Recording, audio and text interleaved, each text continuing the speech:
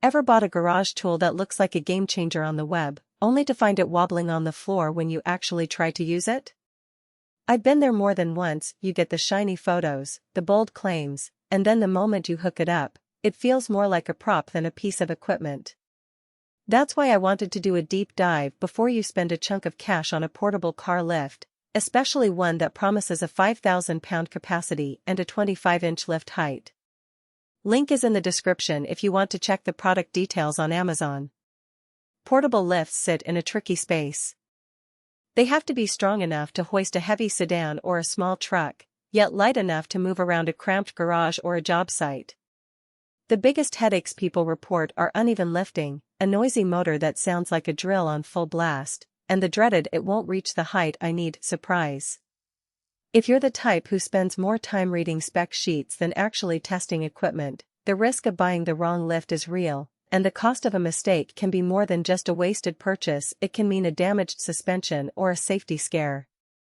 The VEVOR portable car lift tries to solve those pain points. It's built from carbon steel, which gives it a solid feel the moment you set it on the floor.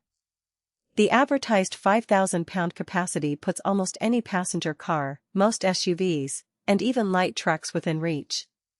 The extended length lift plates mean the contact points sit farther apart, which spreads the load more evenly across the chassis, a detail that matters when you're lifting a heavier vehicle that could otherwise stress a narrow plate. The lift reaches a maximum height of 25.6 inches, tall enough to let you get a wrench on the wheel hub or underneath the exhaust without crawling on the floor. From a practical standpoint, the first thing you notice is the setup routine. The unit comes with a 120-volt power module that plugs into a standard garage outlet. You'll need a clear, level surface. The lift's base has 4 rubber feet that level themselves fairly well, but if the floor is sloped or uneven, you'll feel the difference in the lift's stability. Unpacking is straightforward. The carbon steel frame folds down for storage, the power unit slots into place, and the hydraulic hoses connect with quick-release fittings that click into a sealed position. I walked through the process with a friend who runs a small auto repair shop, and he was able to have it ready for a test lift in under 10 minutes. When it actually lifts a vehicle, the hydraulic system feels smooth, not jerky. The motor hums at a moderate pitch, and you can hear the pump building pressure without the rattling you sometimes hear with cheaper lifts.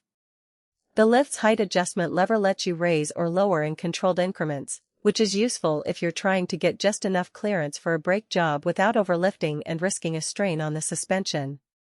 The safety features include a lockout valve that automatically engages when the hydraulic pressure reaches the set point, and a secondary mechanical latch that you can engage for added peace of mind. In real-world use, those safeguards are more than just marketing fluff. They give you a tangible sense that the lift won't drop suddenly if the power cuts out. There are, however, a few trade-offs that show up once you move beyond the showroom demo.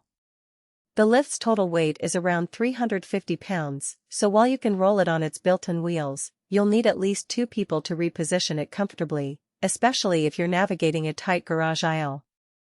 The power unit draws a noticeable amount of electricity. You'll want a dedicated 15-amp circuit to avoid tripping the breaker during prolonged use. And because the lift's max height is 25.6 inches, it won't give you the full undercar clearance that a permanent 2-post lift offers. If you're routinely working on deep dish brakes or need to swap out a transmission, you might still need to jack the vehicle a bit higher after the lift does its job. Who gets the most out of this VEVOR lift? If you run a mobile mechanic service, a small shop that services a variety of vehicles, or you're a DIY enthusiast who likes to tackle suspension and brake work on your own sedan, truck, or SUV, the lift's capacity and portable nature are solid wins. The included accessories, a set of lift plates, a pressure gauge, and a hose kit, mean you won't have to hunt for add-ons, which keeps the overall cost closer to the headline price. The lift also shines for people who need a temporary solution, like a renter who can't install a permanent lift but wants a reliable way to change tires and do basic undercar work without borrowing a neighbor's equipment. On the other hand, if you only need a lift a few times a year for tire rotations, or you live in an apartment with limited